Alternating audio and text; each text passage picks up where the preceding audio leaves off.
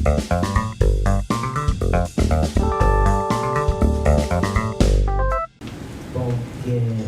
uma excelente, foi uma aula, Camila, que você, pela primeira vez, eu nunca tinha participado da sua fala e eu fiquei muito feliz.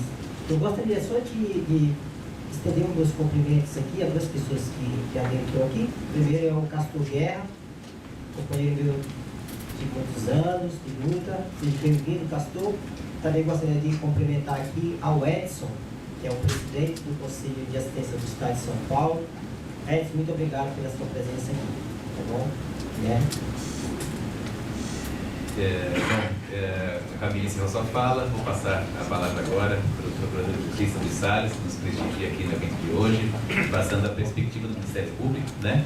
Lembrando que a Defensoria e o Ministério Público muitas vezes atuam em conjunto para casos importantes, coletivos, e muitas vezes há uma diferença importante, né? Que a Defensoria é focada na população carente, e o Ministério Público não tem essa limitação. O Ministério Público ele atua para a sociedade de uma forma mais ampla e geral, né, doutor Luiz?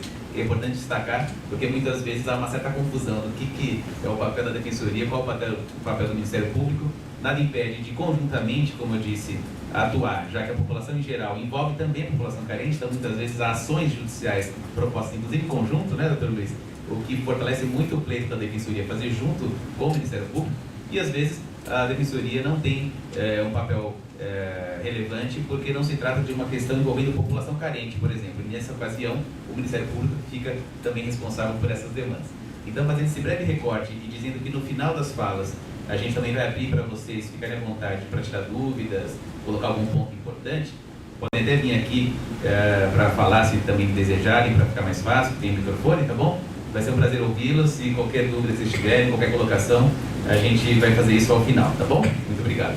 Por favor, doutor Luiz.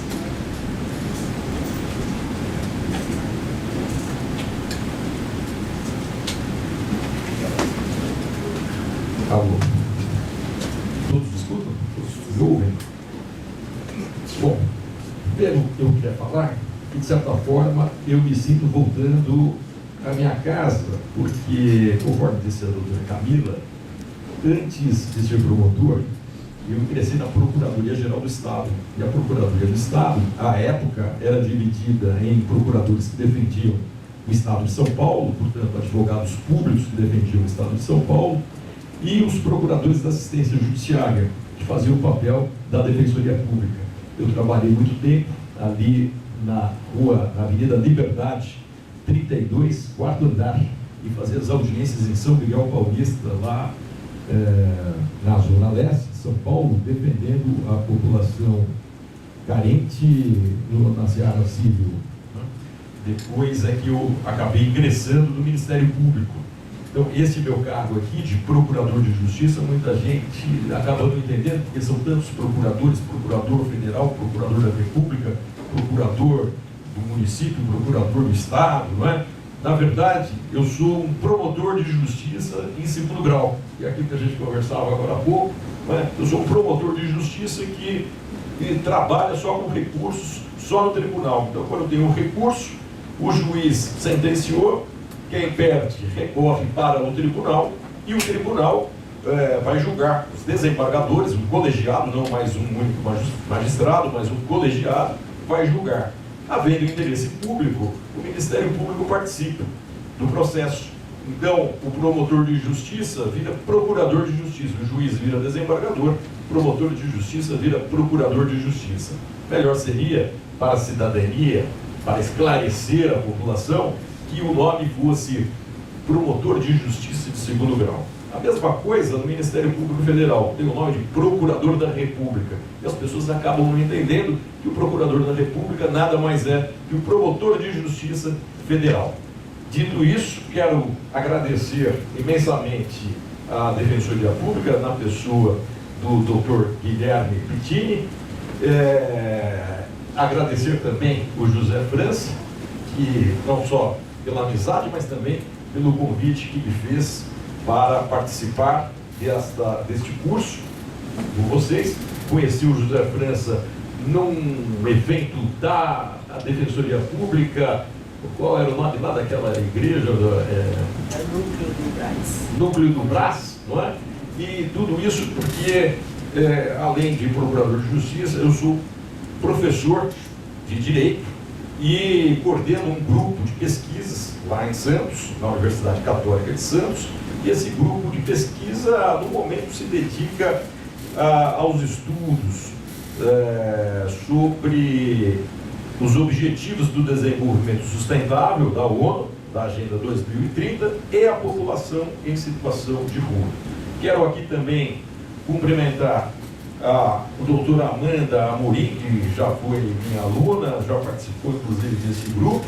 Quero cumprimentar aqui o Francis Lisboa, coordenador do FAS. Participei outro dia também, a convite do França, de uma reunião do FAS, que foi muito importante para mim, aprendi muito lá, muito interessante. E também, até eu dizia aqui para o França, eu sempre vejo o senhor Castor, Castor Guerra, sempre vejo toda vez que o França me convida para alguma coisa, ele está lá participando, o que é muito importante. Afinal de contas, o que nós estamos hoje tratando aqui é de democracia. E a democracia pressupõe a participação popular. Então, são duas pessoas que eu sempre vejo. Quando a Amanda chegou ali, eu até falei, puxa, você está em todas, está sempre participando. E o seu Castor também, eu sempre vejo em todos os eventos, sempre participando. Bom, eu fui convidado, então, para tratar do seguinte tema. O papel do Ministério Público na defesa da democracia e acesso à justiça. Ora, é preciso, no primeiro momento, falar... Bom dia. No primeiro momento, falar do que é democracia. O que será que é democracia? Democracia, será que é só aquele regime político em que as pessoas elegem e são eleitas? Será que é isso?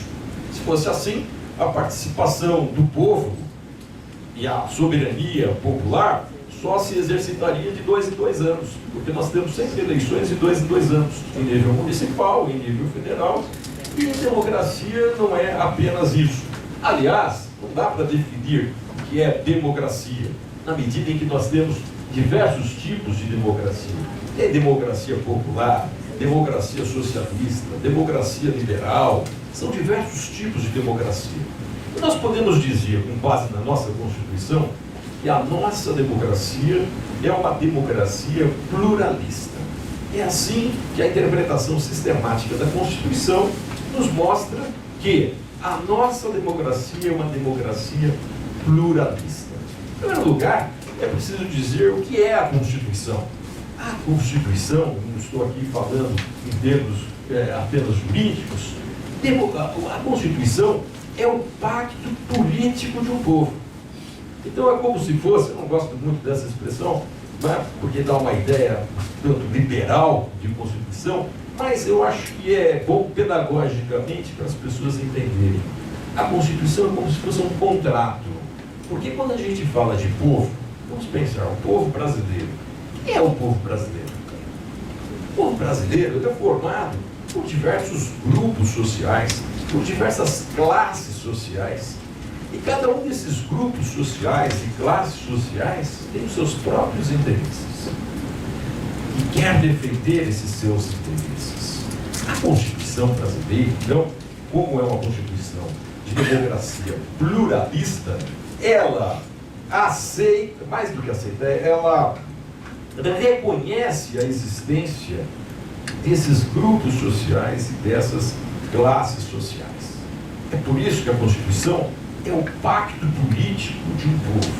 Aliás, na hora de fazer a lei, nós temos esses grupos sociais e essas classes sociais disputando como será a lei. Por quê? Porque cada uma dessas classes sociais e grupos sociais tem os seus próprios interesses, quer defender esses interesses. Ora, alguns desses interesses são inconciliáveis. Nós dizemos que são antagônicos. São inconciliáveis. Agora, muitos desses interesses são conciliáveis. São interesses contraditórios.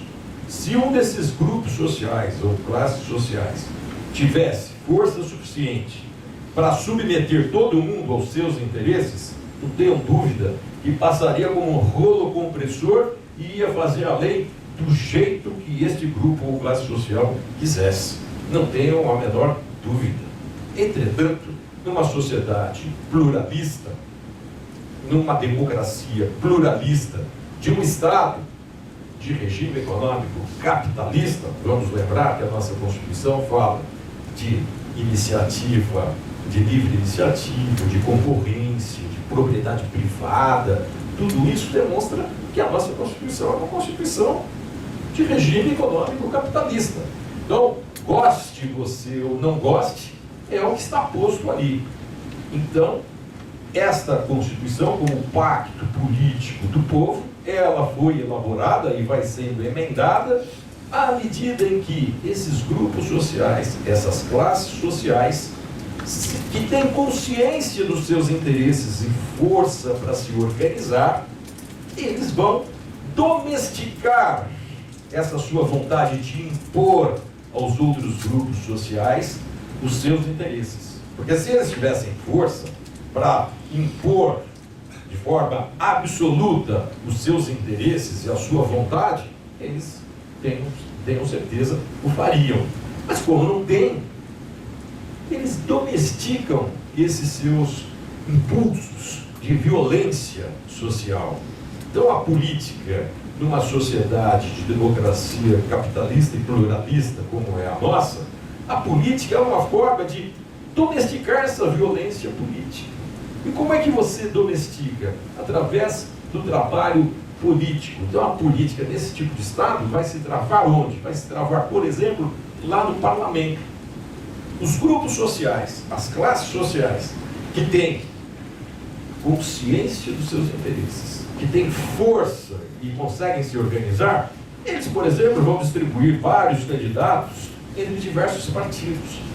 Então, esses partidos políticos, a grande maioria deles que nós conhecemos, não tem ideologia nenhuma. Por quê? Porque esses grupos e essas classes sociais que têm consciência dos seus interesses, força para se organizar e efetivamente se organizam, eles vão distribuir os seus representantes, aqueles que vão lutar pelos seus interesses, em diversos partidos. Pois bem, quando a gente fala, então, de poder legislativo, num Estado desse tipo, nós estamos falando de grupos sociais e de classes sociais que se organizam e que vão disputar na arena política parlamentar, por exemplo, como será feita a lei. Porque a lei, vejam, tem lá um dispositivo que agora mudou a redação, mas na minha época, quando eu estudava lá nos bancos da faculdade, tinha um dispositivo que dizia assim: ninguém se excusa por não conhecer a lei. Ou seja, ninguém pode se desculpar dizendo: olha, eu fiz isso porque eu não sabia. Isso é uma ficção jurídica. Não sei se me entendem. Né? É uma ficção jurídica por um direito dar certo. Ou seja, se todo mundo disser: eu não conhecia a lei, e por isso que eu não cumpri a lei, e por isso que eu causei um dano a outra pessoa ou a um grupo, não ia funcionar. Então isso é uma ficção. Ninguém se excusa por não conhecer a lei. Ou seja, ninguém pode dizer que: olha, eu não cumpri a lei porque eu não sabia que ela existia, ou eu não sabia que ela dizia exatamente isso. Então essa lei vai sendo feita no parlamento. A política também se dá no poder executivo. A democracia também se dá no poder executivo. O poder executivo vai aplicar a lei, que é feita pelo poder legislativo, com o objetivo de administrar o conjunto da sociedade, com a ideia de governar com base na lei. A lei é feita por quem? A gente pode imaginar, né, como dizem aí parte dos doutrinadores, que a lei é feita por todo o povo. Mas será que ela é feita mesmo por todo o povo? À medida em que as pessoas que não têm consciência dos seus próprios interesses, elas não se organizam exatamente por isso, acabam votando. E votando em quem? Votando, às vezes, no ator ou na atriz, que são bonitos, né? Que têm sucesso, do cantor, do jogador de futebol, do fulano que é bonito e fala bem, da fulana que é bonita e fala bem. E aí então não sabem que às vezes essas pessoas conscientemente estão defendendo outros interesses de outros grupos que não é o seu, né? Ou às vezes estão até sendo manipuladas ou trocando favores com esses grupos. Essa é a verdade nua e crua. Bom, então vejam como é importante a política na democracia. Se nós pararmos para pensar, então, em democracia pluralista, nós vamos verificar que esses grupos sociais, essas classes sociais, se não tiverem consciência dos seus próprios interesses, não tem como se organizar. E às vezes tem consciência dos seus próprios interesses, mas por uma série de motivos não tem força para se organizar. Vejam o caso das empregadas domésticas, né? Que há um tempo atrás conseguiram manter uma proteção, mas num determinado governo ali foi elaborada uma lei que estendeu diversos direitos às empregadas domésticas, porque as empregadas domésticas, a grande maioria, não tem consciência dos seus interesses e, portanto, não se organizam. Não estou dizendo que todas não têm consciência dos seus interesses. Então isso se dá com qualquer grupo, né? Olha o papel importante do defensor popular, né? Levar eu não diria só levar o conhecimento, mas propiciar a participação das pessoas. Então, estamos aqui falando de pessoas em situação de rua, né? A participação das pessoas em situação de rua para que elas possam tomar consciência dos seus próprios interesses. Porque essa é uma população que, em razão, por exemplo, da crise econômica que se abate no nosso país já muito tempo, está jogando muita gente na rua. Tem gente que está na rua porque é usuário de drogas, de álcool, ou porque teve algum problema familiar e está na rua. Isso significa que há muitas pessoas de todas as origens, né? Tem gente de todos os níveis sociais. Quantas vezes as pessoas se espantam? Eu vejo lá, abro a Folha de São Paulo e vejo lá: olha, o fulano era professor de inglês, olha, essa pessoa em situação de rua foi professor de não sei o quê, era engenheiro, era não sei o quê, sabe, né? Então, são pessoas de todos os níveis culturais, econômicos, que depois de um certo tempo nas ruas, me corrija se eu estiver errado, França, né? Depois de um certo tempo nas ruas, elas passam a ter interesses comuns. Porque eu acho que ainda há um período, que eu não saberia precisar qual seria esse período, que as pessoas talvez consigam sair dessa situação de rua, pelos mais variados motivos, né? Às vezes encontra na própria família um amparo maior. Ora, essas pessoas têm os seus próprios interesses. Afinal de contas, segundo dados estatísticos que eu vi recentemente nos jornais, né, tem 35 mil pessoas no estado de São Paulo, é isso? Nas ruas. 35 mil pessoas, olha só, é muita gente. Vindo agora aqui para cá, eu vi várias pessoas em situação de rua. Como todos vocês sabem, tanto que estão aqui, né, para trabalhar esta questão. Muito bem. Então, essas pessoas têm os mesmos direitos que todas as outras pessoas. Todas as outras pessoas que, num determinado momento, com consciência dos seus interesses e se organizando, fizeram constar da Constituição, por exemplo, esse artigo 6º, eu vou ler para vocês.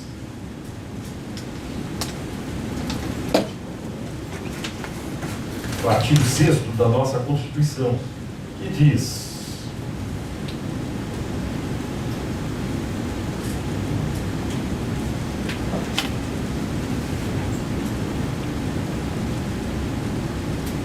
vocês me desculpem, eu estou acostumado com papel, vejam que eu não ponho nada não. Slide, obrigado. Não põe slide, eu sou professor da moda antiga, com giz. Então, olha só o que diz o artigo 6º.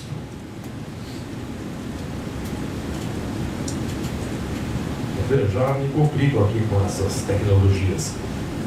são direitos sociais, a educação, a saúde, a alimentação, o trabalho, a moradia, o transporte, o lazer, a segurança, a previdência social, a proteção à maternidade e à infância, a assistência dos desamparados, na forma desta Constituição.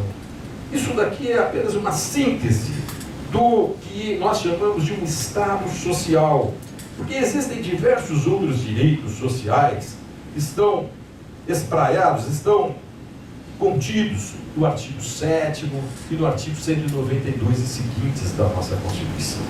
A nossa Constituição, ela, diz que o nosso Estado se configura, diz lá no artigo 1º, um Estado democrático de direito. O artigo 1º diz mais ou menos o seguinte: a República Federativa do Brasil, que é o nome do nosso Estado, a República Federativa do Brasil, ou seja, o Estado brasileiro, formado pela união indissolúvel dos estados, dos municípios e do Distrito Federal, se consubstancia num Estado democrático de direito.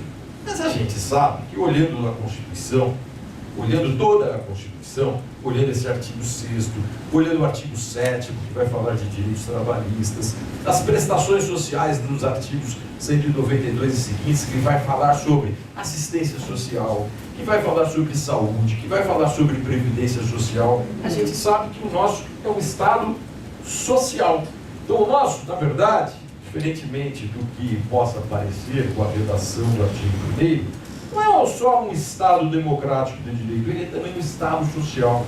Um Estado social democrático de direito. Então, olha a expressãozinha aí novamente. Democrático. Democracia. O que é a democracia? Em síntese, né, que a gente pode falar que a democracia é um processo de convivência social. Um processo de convivência social embasado, ou seja, que tem por base a tolerância entre os contrários e que vai, aos poucos, rompendo resistências e criando novas formas de ver o mundo e de organizar a sociedade. Por que eu estou falando isso? Vamos casar com tudo aquilo que eu disse até agora.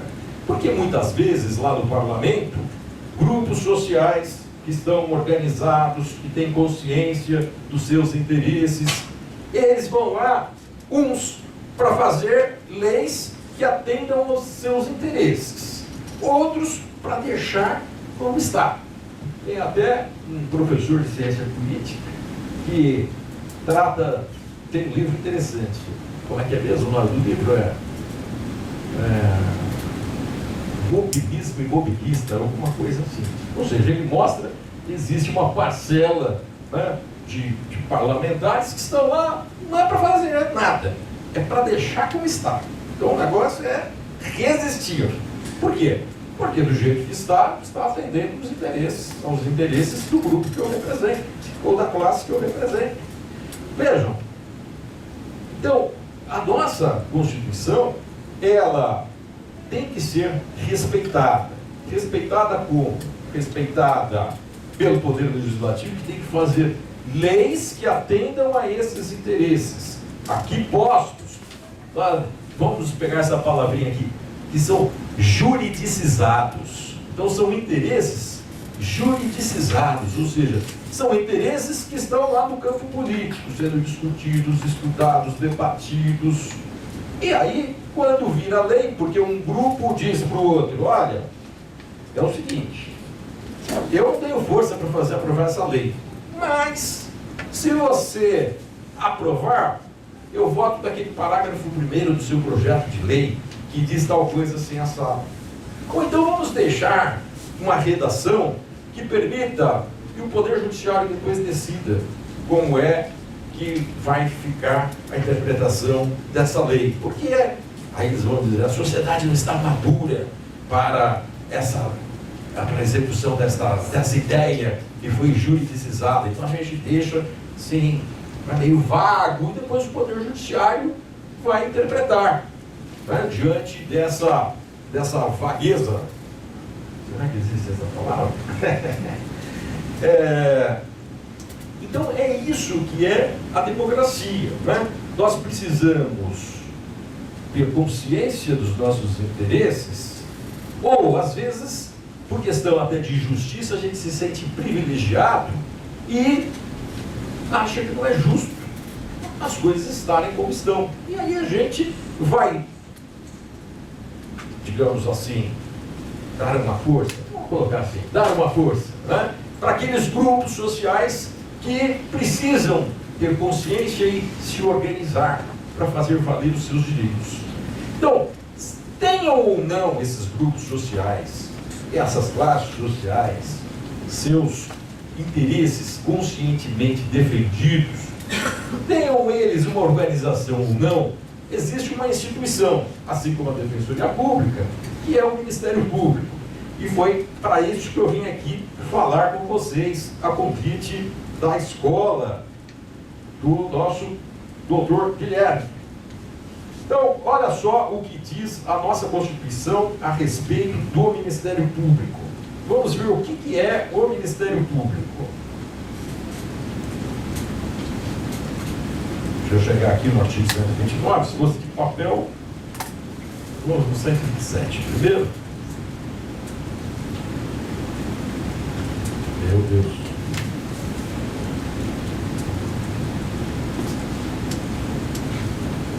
Vocês me desculpem só um minutinho, porque eu não tenho essa habilidade toda.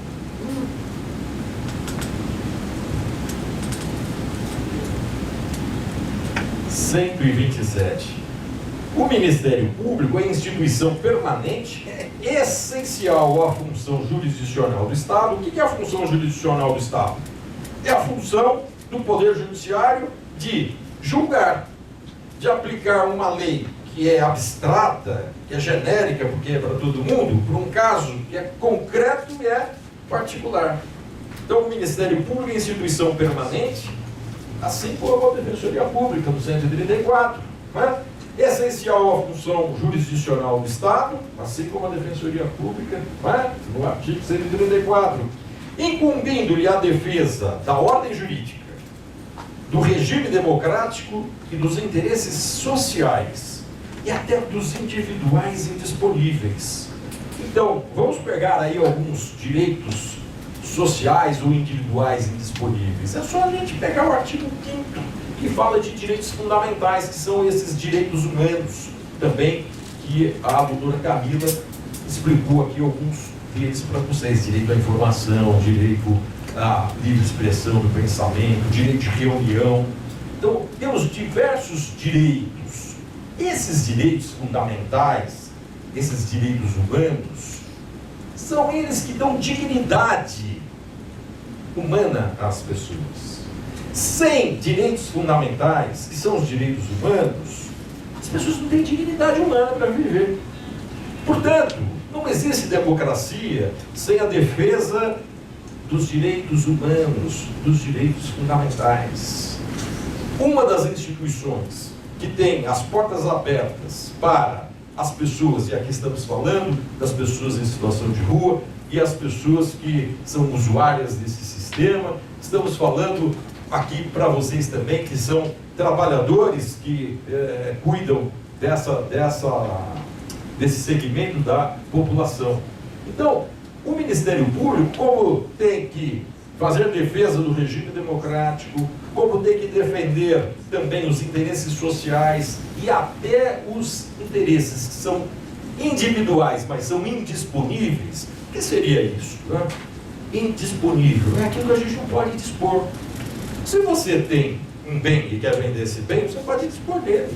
Não tem liberdade para dispor, não é, do seu bem. Mas existem alguns que nós não podemos dispor deles. E aí é que entra o chamado interesse público, e isso legitima a participação do Ministério Público nos processos. Então, o Ministério Público tem essa função. Acontece, gente, vamos aqui ser muito sinceros, não é? Vamos ser muito realistas. Nem sempre as pessoas estão tão preparadas assim para exercer essas funções de Ministério Público. Por quê? Porque às vezes, na hora de selecionar essas pessoas, nós acabamos selecionando as pessoas que têm conhecimento técnico, nem sempre têm uma experiência de vida não conhecem, às vezes, a problemática, por exemplo, das pessoas em situação de rua, né? Então, às vezes fica um diálogo um tanto quanto travado, e às vezes pode ocorrer, não digo aqui na capital, mas no interior, e aí o França bem sabe, porque eu participei da banca de concurso, do último concurso, ele até foi lá assistir um exame oral, né, França? E eu sempre fiz perguntas a respeito da tutela dos interesses das pessoas em situação de rua, porque eu pensei, não basta ter o conhecimento técnico, tem que ter um mínimo de sensibilidade social para atender as pessoas. E é por isso mesmo que o Conselho Nacional de Justiça, que é um órgão que fiscaliza o Poder Judiciário, e o Conselho Nacional do Ministério Público, que é um órgão que fiscaliza externamente os ministérios públicos brasileiros, e eles editaram algumas resoluções e recomendações. O Conselho Nacional do Ministério Público editou uma recomendação bastante interessante, que fala do quê? Do acesso das pessoas não ao Poder Judiciário, a não ser indiretamente. Porque quando as pessoas passam a ter acesso à promotoria de justiça, lá no interior ou na capital ou em qualquer lugar, elas sabem que elas estão às portas do Poder Judiciário, porque o promotor de justiça poderá, diante da sua legitimidade para a defesa de interesses sociais ou interesses individuais que são disponíveis, que, por exemplo, são os direitos humanos e os direitos fundamentais, essenciais para que as pessoas tenham dignidade humana. Então, esse promotor de justiça tem que atender a esta recomendação, por exemplo, do Conselho Nacional do Ministério Público. Eu vou ler só pequenos trechos para vocês entenderem o que eu quero dizer. Olha só, tem toda uma parte aqui dos considerandos. Sabe aquela história? Considerando isso, considerando aquilo, considerando aquele outro, resolve. Aí vem as normas. Então, olha só os considerandos.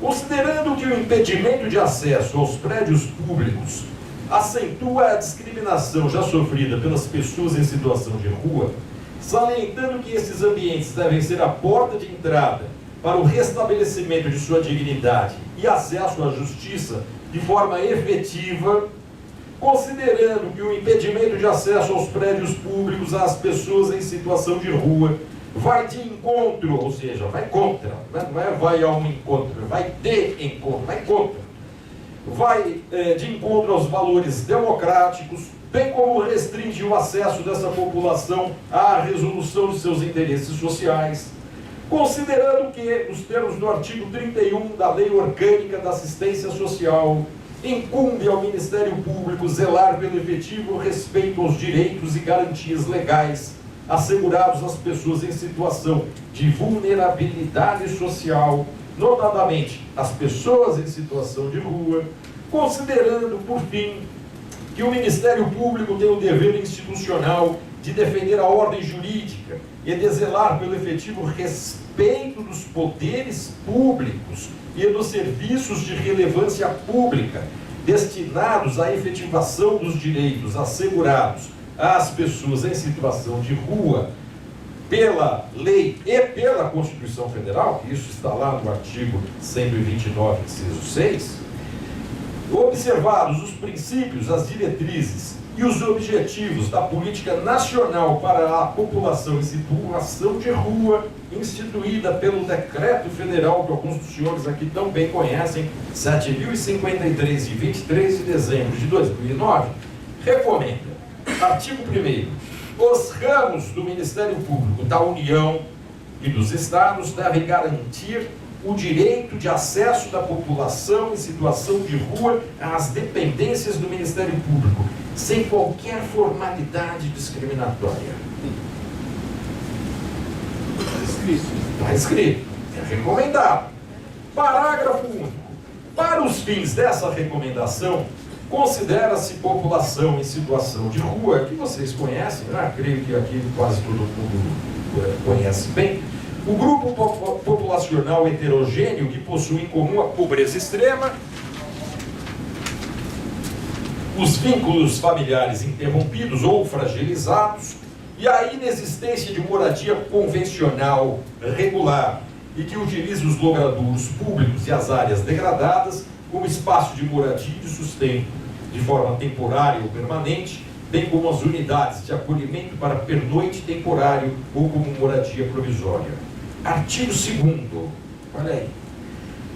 A situação de asseio ou vestimenta não condizentes com as eventualmente exigidas por órgãos do Ministério Público não constituirá óbice ao exercício do direito previsto no artigo anterior pela população em situação de rua. Ou seja, é aquilo que eu falei, às vezes você seleciona alguém que tem um conhecimento técnico muito grande, mas não tem a sensibilidade social necessária, vai lá para o interior, chega lá e fala assim, eu não vou atender porque essa pessoa está usando uma camisa com toda aberta, né? Como é que vai falar comigo com uma camisa toda aberta? Aí o sujeito acha que ele é o maior do mundo, né? Tem até umas expressões assim, eu vou mandar para vocês, né? Juizite e promotorite. O sujeito entra no Ministério Público, entra na magistratura, ele fica com juizite e promotorite. É uma doença. Né? O sujeito acha que ele é Deus. Né? E tem uns até que tem certeza, não acham. Vejam bem. Então aí, como é que essa pessoa vai falar comigo com a camisa aberta? Às vezes a camisa não tem modão. Tá? Porque a pessoa conseguiu uma camisa ali que ela acha que olha, essa daqui é a melhor camisa que eu consegui para ir lá no fórum falar com o promotor. Eu não vou atender essa pessoa que está com a camisa aberta. Ou, vejam bem,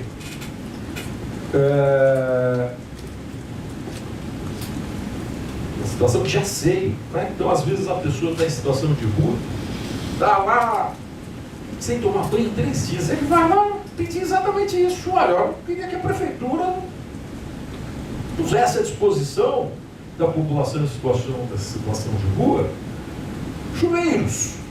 Até eu estava comentando com o doutor Guilherme e com o José França agora, que na terça-feira eu fiz sustentação oral no Tribunal de Justiça, e era uma ação da Defensoria Pública de São Sebastião, que estava querendo obrigar a prefeitura, e conseguiu em sentença de 1º grau, agora estava lá no tribunal, né, querendo obrigar a prefeitura de São Sebastião a criar uma casa de passagem, a criar um lugar onde as pessoas possam tomar banho, possam se assear, uma casa onde as pessoas possam comer, que distribua comida. Tem uma população flutuante, mas a média é de, segundo a Defensoria Pública, na sua sustentação oral, é de 50 pessoas lá em São Sebastião.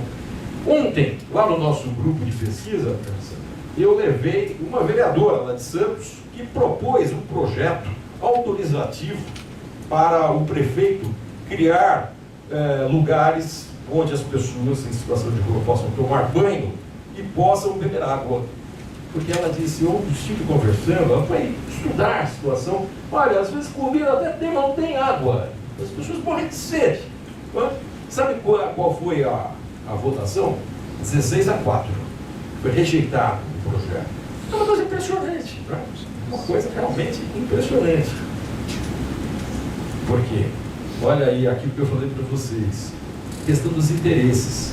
Muitos daqueles vereadores estão lá para defender os interesses de quem tem um bom apartamento, num bom bairro, e que não quer que fiquem pessoas em situação de rua lá, andando para lá e para cá, pedindo dinheiro, porque vai desvalorizar o apartamento dele. Então, não, nada de colocar bebedouro aqui na minha esquina. Vai colocar bebedouro aqui na minha esquina, vai atrair mais gente ainda. Não, é melhor não. E temos vários desses problemas, né? Como eu vi recentemente também lá, a vizinha cidade de São Vicente, vizinha porque eu moro em Santos, eu sou cientista, dou aula lá, mas trabalho aqui, né, como procurador de justiça. Né? Lá em São Vicente, a pedido dos comerciantes, a prefeitura acabou com o Bom Prato, lá no centro, e levou para uma favela, e diminuiu de 1.000 refeições para 400 refeições. Quer dizer, essa é a nossa sociedade. Né? Quer dizer, todo mundo pode ser, de certa forma, atendido nessa conciliação de interesses. Precisa fazer política, precisa ter organização, precisa ter consciência. E esse é um papel importantíssimo dos defensores populares. Olha só, desculpa se eu estou me alongando, nem sei se eu passei do tempo. Se as normas de segurança interna exigirem a exibição de documento pessoal para acesso às dependências do Ministério Público, será concedida autorização especial para o ingresso de pessoas em situação de rua, sem que lhes sejam impostas situações de constrangimento ou humilhação. Parágrafo único. A autorização especial não dispensará a identificação da pessoa em situação de rua, como o registro fotográfico e o fornecimento de informações pessoais, quando possível. Artigo 4º. A garantia de amplo acesso às dependências do Ministério Público não impede que a unidade ministerial adote mecanismos próprios de segurança institucional, como o atendimento da pessoa em situação de rua em ambiente adequado e o seu acompanhamento por agente de segurança ou colaborador devidamente capacitado. Parágrafo 5º. Caso a pessoa em situação de rua não possua documentos de identificação pessoal, o servidor ou colaborador responsável pelo acesso às dependências do Ministério Público a encaminhará, após a realização do atendimento, à unidade de assistência social local, para que sejam tomadas providências para a sua confecção. Recomenda-se, artigo 6º, praticamente o último, recomenda-se que as unidades ministeriais providenciem a capacitação contínua dos membros, servidores e colaboradores, visando a sua conscientização para o atendimento humanizado e consequente não discriminação das pessoas em situação de rua. Depois, eu nem sei se eu tenho tempo, temos outra recomendação também do Conselho Nacional do Ministério Público, que dispõe sobre a obrigatoriedade das inspeções em unidades e equipamentos que executam serviços socioassistenciais destinados às pessoas em situação de rua pelos membros do Ministério Público. Então aqui, o Conselho Nacional do Ministério Público cria normas para que o promotor de justiça de direitos humanos ele trabalhe fiscalizando todas essas entidades de atendimento. Muito bem, porque é dessa forma que se tem acesso à justiça, o que nós chamamos em direito de princípio da inafastabilidade da jurisdição. Inafastabilidade da jurisdição. Se nós não tivermos uma cultura diferente para permitir o acesso da população em situação de rua nos prédios do Ministério Público e nos fóruns, como é que essa jurisdição ficará inafastável? Ela será afastada, não é mesmo? Ela será afastada. Então esse princípio que é tão importante à democracia, e por isso a proposta do França, de tratar o Ministério Público e a defesa da democracia e o acesso à justiça. Porque essa é uma das formas que as pessoas têm de acesso à justiça. Ou as pessoas em situação vulnerável economicamente, que não têm condições de pagar um advogado, então se vale da defensoria pública, quanto as pessoas em situação de rua, que estão mais vulneráveis ainda. Porque nem casa tem. Estão expostas a toda sorte de violências nas ruas. Olha, o meu grupo de pesquisa, doutora Fernanda, doutor Guilherme, o nosso grupo de pesquisa agora pretende, uma parte dele, trabalhar o quê? Trabalhar uma pesquisa, ou seja, vamos pedir auxílio para a Escola Superior do Ministério Público para sabermos se essas recomendações do Conselho Nacional do Ministério Público estão efetivamente sendo adotadas pelos promotores do Estado inteiro.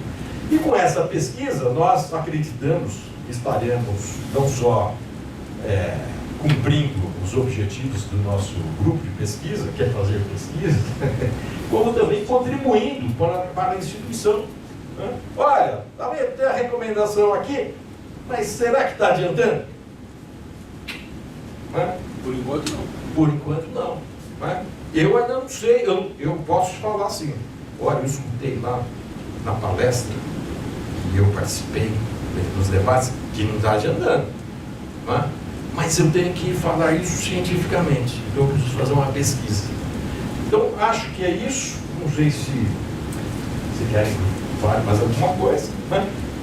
E lembrando também que essa é uma próxima pesquisa que eu pretendo fazer, porque o Conselho Nacional de Justiça também tem recomendações e resoluções para o Poder Judiciário. E o Ministério Público, o promotor de justiça, é fiscal da ordem jurídica, ele é fiscal da lei. O juiz está aplicando a lei de direito?